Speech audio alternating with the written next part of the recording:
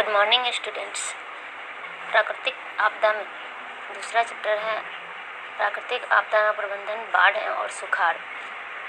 इस पाठ में हम लोग बाढ़ और सुखाड़ का अध्ययन करेंगे। बाढ़ किसे कहते हैं? जब अत्यधिक वर्षा होने के कारण नदी के जलस्तर में उफान आने लगता है और नदी का जल आसपास के स्थान में फैल जाता है तो उसे ही बाढ़ कहते हैं। और भारत में मानसून के अनिश्चितता के कारण ये किसी में प्रतिवर्ष यहाँ पे बाढ़ का आगमन होते रहता है। भारत की कुछ नदियाँ ऐसी हैं जो भीषण बाढ़ लाती है, जैसे बिहार में कोसी नदी, पश्चिम बंगाल में दामोदर और तीस्ता नदी, असम में ब्रह्मपुत्रा, उड़ीसा में महानदी, आंध्र प्रदेश में कृष्णा और गुजरात में नर्मदा नदी। ये सारी नदियाँ हैं जो भीषण बाढ़ लाती है और जिससे भारी जान माल की क्षति होती है। देखिए, बाढ़ आने के कई कारण हो सकते हैं। जैसे अभी हमने कहा कि अत्यधिक वर्षा होने के कारण, तो जब अत्यधिक वर्षा होती है तो नदियों में क्षमता से अधिक जल का जमाव हो जाता है, जिसके कारण बाढ़ आ जाती है। फिर उसके बाद नदी के तली में जब अवसाद का अत्यधिक जमाव हो जाता है तो वह भी बाढ़ का कारण बनती है। नदियों पे जो बांध बनाया जाता है बाढ़ से बचने के लिए, वह बांध अगर कमज़ोर हो तो वह पानी की अधिकता के कारण, जल की अधिकता के कारण वह बांध जल्दी ही टूट जाता है। इसलिए नदी का बांध कमज़ोर होने के कारण भी बाढ़ आती है। उसके बाद है ये हिम नदी। ये जो हिम नदी जो होते हैं, हिम के पिघलने से भी बाढ़ आती है। हम देखते हैं तो हानि ही हानि है, लेकिन इस बाढ़ के जल से बहुत कुछ लाभ भी होता है। जैसे कि बाढ़ के आने से प्रतिवर्ष यहाँ पे जलोढ़ मिट्टी का बिहार राज्य प्रतिवर्ष बाढ़ की चपेट में आता है। यहाँ कोसी, गंडक तथा बागमती नदी के द्वारा भीषण बाढ़ आती है। वर्षा ऋतु में खास करके उत्तर बिहार प्रतिवर्ष बाढ़ की चपेट में आ जाता है, जिसके कारण फसलें डूब जाते हैं, सड़कें टूट जाती हैं तथा सारे यातायात अवरुद्ध हो जाते हैं और बिहार के विकास की गति भी रुक जाती है। सन 2008 ईस्वी में भारत नेपाल की सीमा पर कोसा के पास कोसी के तटबंध टूटने पर भीषण बाढ़ आई थी। इसी के कारण कोसी को बिहार का शोक कहा जाता है, जो प्रतिवर्ष बिहार में शोक की लहरें फैला करके यह चली जाती है। बांग्लादेश को भी बाढ़ का देश कहा जाता है, क्योंकि यहाँ पे प्रतिवर्ष बाढ़ आने से हजारों लोग इसके चपेट में आ जाते हैं तथा महामारी फैलना, मकानों का गिर जाना, फसलों का बर्बादी होना, यहाँ के लोग हमेशा ये सब झेलते रहते हैं। लेकिन बाढ़ से अगर हम देखते हैं तो हानि ही हानि है, लेकिन इस बाढ़ के जल से बहुत कुछ लाभ भी होता है।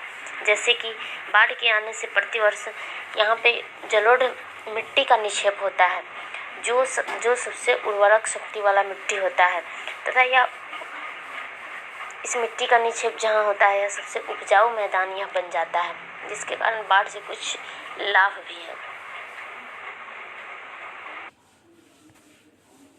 लिए बांध और तटबंध का निर्माण कराना अति आवश्यक है, क्योंकि बांध और तटबंध का निर्माण करके बाढ़ को रोके जाने का प्रयास किया जा सकता है।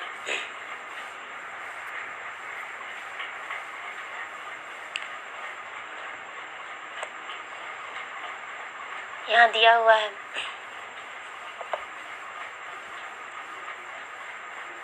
भारत के कई नदियों पर बने बांध।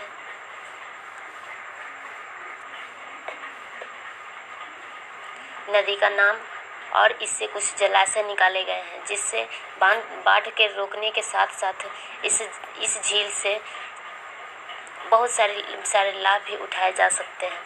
अब हम बात करते हैं कि बाढ़ से जो होने वाली जो हानियां हैं उसके बारे में। देखिए, बाढ़, अभी हमने इससे पहले भी बात किया था कि बाढ़ के आने के कारण किसान के जितने खेतों में लगे फसल डूब जाते हैं, जितने भी कमज़ोर मकान होते हैं वो सारे गिर जाते हैं, गरीब की झोपड़ियाँ बह जाती है, अनेकों पशु मनुष्य इसमें डूब करके मर जाते हैं तथा अधिक दिनों तक जल का जमाव रह जाने से खेतों में मिट्टी की उर्वरा शक्ति भी खत्म हो जाती है।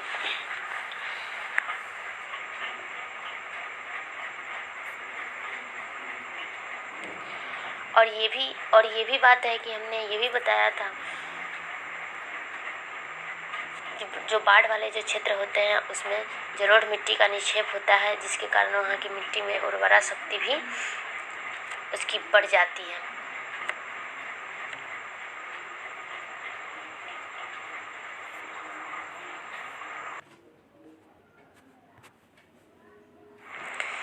बाढ़ एक प्राकृतिक आपदा है।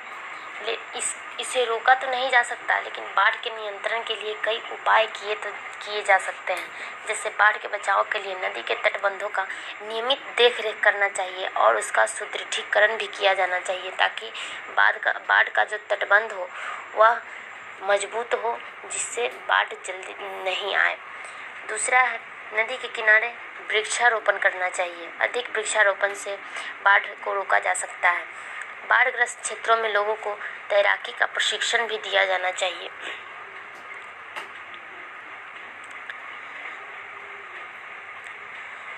उसके बाद बाढ़ आने से पहले संभावित क्षेत्रों में सूचना प्रसारित कर दिया जाना चाहिए, ताकि जितने भी लोग हो वह सुरक्षित स्थान पर पहुंच जा सके। और बाढ़ आने के तुरंत राहत कार्य भी शुरू कर दिया जाना चाहिए। और बाढ़ के बाद चारों ओर DDT का छिड़काव किया जाना चाहिए, ब्लीचिंग पाउडर का छिड़काव किया जाना चाहिए, ताकि महामारी का फैलाव नहीं हो और जितने भी सारे मृत